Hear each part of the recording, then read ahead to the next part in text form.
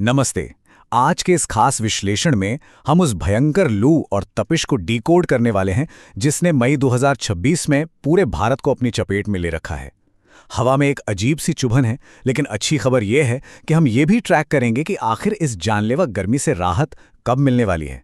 तो बिना देर किए सीधे तथ्यों पर आते हैं। सीधे इस चौंका देने वाले नंबर पर नजर डालते हैं। 48.2 डिग्री सेल्सियस। सुनकर ही पसीना आ गया ना। ये कोई आम तापमान नहीं है, ये उत्तर प्रदेश के बांदा में दर्ज किया गया है। और सच कहूं तो ये अकेला नंबर बताता है कि इस वक्त देश में मौसम का मिजाज कितना खतरनाक हो चुका है। भाग 1, भारत की 2026 की भयंकर हीट वेव। अब जरा इन आंकड़ों को देखिए कि हालात कितने गंभीर हैं। बांदा में 48.2, महाराष्ट्र के वर्धा में 47.1 और राजस्थान के श्रीगंगानगर में 47 डिग्रीज। ये सारे इलाके 45 डिग्री के डेंजर मार्क को कब का पार कर चुके हैं। ये बिल्कुल भी सामान्य नहीं है। अब सबसे बड़ा सवाल यह है कि आखिर आसमान से आग क्यों बरस रही है। देखिए, इसका सीधा सा कारण है बादलों का बिल्कुल ना होना और राजस्थान की तरफ से आने वाली वो एकदम सूखी, झुलसा देने वाली हवाएं। यही हवाएं उत्तर और मध्य भारत में गर्मी को कई गुना ज्यादा बढ़ा रही हैं। बिल्कुल, और इसी को आम बोलचाल में लू कहा जाता है।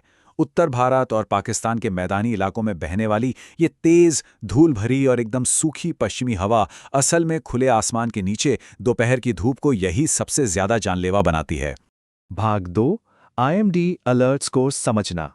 हम सब मौसम विभाग के ये कलर कोड्स देखते तो हैं, पर इनका असली मतलब क्या है? खासतौर पर ये रेड अलर्ट। इसका मतलब सिर्फ खतरा नहीं है, इसका सीधा सा मैसेज है, एक्शन लीजिए, यानी अपनी जान बचाने के लिए तुरंत कदम उठाइए। इसे बिल्कुल भी हल्के में नहीं लिया जा सकता।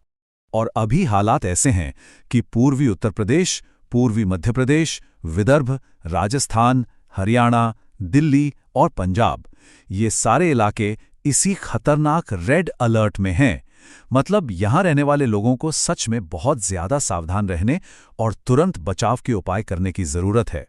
भाग 3, वेट बल्ब तापमान, एक अदृश्य खतरा। अब आते हैं उस खतरे पर जो थर्मामीटर में आसानी से नहीं दिखता, वेट बल्ब तापमान। आसान भाषा में समझें तो जब भयंकर गर्मी के साथ बहुत ज्यादा उमस यानी ह्यूमिडिटी मिल जाती है तो हमारा पसीना सोखता ही नहीं है, हमारा शरीर खुद को ठंडा नहीं कर पाता और यकीन मानिए ये स्थिति जानलेवा हो सकती है, भले ही तापमान बहुत ज्यादा न लगे।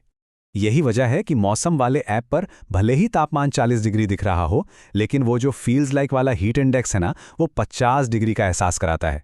बाहर निकलने पर जो घुटन और बेचैनी होती है वो इसी वजह से है क्योंकि शरीर अंदर ही अंदर उबल रहा होता है। भाग 4, गर्मी से बचाव के आवश्यक कदम। तो ऐसे में बचा कैसे जाए? ये बहुत ही बेसिक लेकिन ज़रूरी बातें हैं। प्यास ना लगे तो भी लगातार पानी पीते रहें, हल्के और हवादार सूती कपड़े पहनें और सबसे ज़रूरी बात, दोपहर 12 से 4 बजे के बीच घर से बाहर निकलने से बचें। हाई प्रोटीन खाने और मीठे सोडे से दूर रहना भी इस वक्त बहुत काम आता है। स्थिति की गंभीरता को देखते हुए सरकार भी एक्शन में है। दिल्ली की चीफ मिनिस्टर रेखा गुप्ता का ही बयान देख लीजिए। उन्होंने बताया कि भीड़भाड़ वाले इलाकों में 13 मोबाइल हीट रिलीफ यूनिट्स लगातार काम कर रही हैं।